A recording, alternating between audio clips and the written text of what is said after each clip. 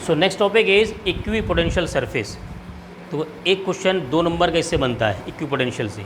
Definition नहीं पूछता board में कि इक्विपोटेंशियल सरफेस क्या होता है, डेफिनेशन नहीं। इस पर बेस्ड जो प्रॉपर्टीज़ इसकी है ना, प्रॉपर्टीज़ पर न्यूमेरिकल आ जाएंगे या फिर सीधे सीधे प्रॉपर्टीज़ पूछ ली जाएगी। तो हमें प्रॉपर्टीज़ पर ध्यान देना है। इक्विपोटेंशियल सरफेस होता क्या है? Any surface that has same electric potential at every point.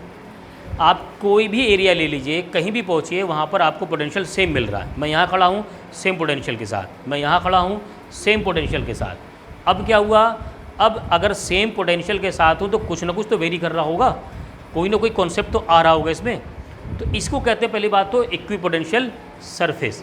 और ये क्या होता है? अब इसमें ये इसकी 4 प्रॉपर्टीज़ हैं। ये 4 प्रॉपर्टीज समझ लीजिए, ये टॉपिक ख़त्म। वो टॉपिक समझिए, क्योंकि इसी पर बेस्ड न्यूमेरिकल आएंगे। पहला क्या है? No work is done in moving a test charge over an equipotential surface. अच्छा, पोटेंशियल का जब हमने फॉर्मूला पढ़ा उस वक्त हमने फॉर्मूला क्या डेराइव किया? मैंने कहा कि मेन फार्मूला होता है VB माइनस VA W/Q0। ये कब था? कोई पॉइंट चार्ज है, यहाँ से पॉइंट A से B तक किसी पॉइंट चार्ज को लेकर आने में जो वर्क डन करना पड़ रहा, कहाँ से कहाँ तक? A से B तक लाने में जो वर्क डन करना पड़ रहा है 1/, टेस्ट चार्ज, वो होता है पोटेंशियल डिफरेंस। अच्छा, ये तो क्या है? ये 2 पॉइंट हैं जिन पर पोटेंशियल है, पॉइंट A पर पोटेंशियल, पॉइंट B पोटेंशियल। अब अगर यही दोनों क्या हो जाए? इक्वल हो जाए, तो यहाँ से क्या W = 0 नहीं आएगा? जब दोनों पॉइंट पर पोटेंशियल ही चेंज हो। इसका मतलब क्या है? ये जो जंगल का राजा है ये आने से आपको मना ही नहीं कर रहा, आप आइए मेरे जंगल और रहिए। जब आने से मना नहीं कर रहा तो उसके अगेंस्ट आपको कोई वर्क करना पड़ेगा? नहीं, आप फिसलते हुए चले जाइए। जैसे यही है ना कि आदमी जो है बिना फ्रिक्शन के आगे बढ़ गया, तो फ्रिक्शन ने उसको रोका ही नहीं, तो उसने वर्क भी नहीं किया। हालांकि ये कंडीशन होती नहीं है, आइडियल कंडीशन होती है ऐसी, है ना? ठीक है, एक बात तो ये हो गई। ये प्रॉपर्टी समझ में आ गया।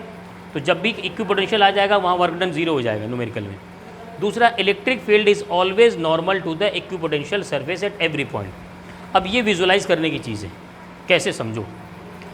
ये जो इन साहब को हम लेकर के जा रहे थे, यहाँ रेड मार्कर, अच्छा ये वाला मार्कर है, समझो। इन साहब को हम लेकर के यहाँ से A से B जा रहे हैं, इनको रोकने के लिए फोर्स किधर लग रहा है? इधर ही तो लग रहा।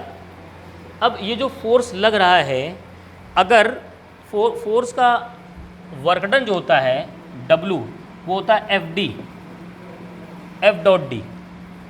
वर्क डन क्या होता है? एक स्केलर क्वांटिटी होता है, लेकिन ये क्या होता है? फोर्स एक वेक्टर और D एक वेक्टर। तो जब वेक्टर को वेक्टर से मल्टीप्लाई करें और रिजल्टेंट स्केलर आ जाए तो क्या होता है? Dot product. और डॉट प्रोडक्ट में हम क्या लिखते हैं? FD cos theta, where theta is the angle between force and displacement. अब अगर डिस्प्लेसमेंट के डायरेक्शन में फोर्स लगे तब तो वर्क होगा, ऑपोजिट लगे तो भी वर्क होगा, नेगेटिव होगा। जैसे मैं एक चीज़ केस में कह रहा हूँ, यहाँ एंगल कितना होगा? 180 डिग्री, डिस्प्लेसमेंट A से B और फोर्स उधर लगा, तो यहाँ क्या होगा? cos थीटा = cos 180 और माइनस हो जाएगा, माइनस FD हो जाएगा। मैं कहता हूँ अगर आपको वर्क डन 0 करना है तो थीटा कितना होना चाहिए? 90। Very good. इसका मतलब थीटा होना चाहिए 90। और डिस्प्लेसमेंट अगर इसी डायरेक्शन में कहीं हो रहा हो तो फोर्स किधर होना चाहिए? ऊपर। और फोर्स ऊपर कब लगेगा? ये डिपेंड करता है इलेक्ट्रिक फील्ड पर। इसका मतलब इलेक्ट्रिक फील्ड क्या होगा? ऊपर ही होगा। बात समझ में आ गई? इसका मतलब क्या होगा? पोटेंशियल से इलेक्ट्रिक फील्ड परपेंडिकुलर होगा हमेशा। यही बात तो इसमें कही गई है। Electric field is always normal, always normal in the equipotential surface. कोई भी इक्विपोटेंशियल सरफेस है, इस पर जो इलेक्ट्रिक फील्ड होगा ऐसे लगेगा। अब पिछले न्यूमेरिकल में आओ ज़रा। एक वाटर ड्रॉप लिया था, ऑयल ड्रॉप, उस पर F = QE ऊपर लगाया था, mg नीचे लगाया था। QE ऊपर कैसे लगा था? ये 2 प्लेट थी, पोटेंशियल तो ऐसे था, पोटेंशियल ऐसे था, इलेक्ट्रिक फील्ड ऊपर लगा, तभी तो फोर्स ऊपर लगा, mg को बैलेंस कर लिया। तभी तो रोक लिया उसको, समझ गए। तो ये हो गया दूसरी प्रॉपर्टी।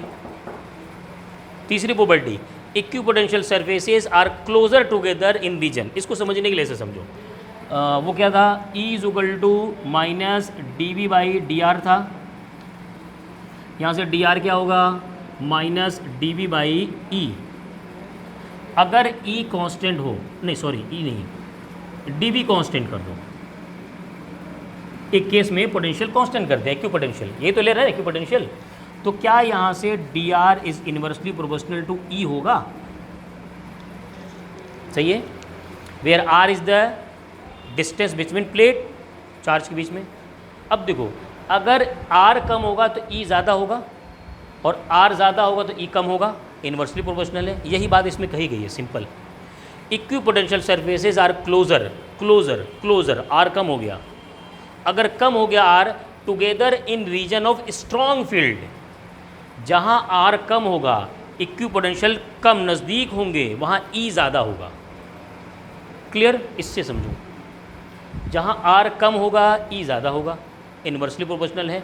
तो इक्विपोटेंशियल सरफेसेस जितना क्लोजर होंगे उतना ही इलेक्ट्रिक फील्ड की वैल्यू ज़्यादा होगी, एंड फार्दर, दूर दूर होंगे, apart in the region of weak field, जहाँ वीक दूर दूर होंगे इक्विपोटेंशियल सरफेसेस, वहाँ क्या होगा, वीक फील्ड होगा, कमज़ोर फील्ड होगा।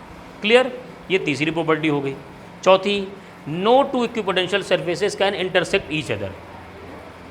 अगर दोनों इंटरसेक्ट करने लगेंगे तो इलेक्ट्रिक दो डायरेक्शन हो जाएंगे, और जब इलेक्ट्रिक फील्ड का डायरेक्शन होगा अलग अलग 90 के अलावा, तो वर्क डन होगा, और जब वर्क डन हो जाएगा तब तो इक्विपोटेंशियल सरफेस हुआ ही नहीं।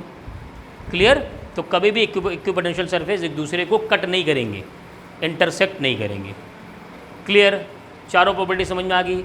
इन चार प्रॉपर्टीज़ पे क्वेश्चन ज़रूर मिलेगा, छोटे क्वेश्चन या बड़े क्वेश्चन, ठीक है, इसको नोट कर लीजिए। आज का लेक्चर यहीं तक।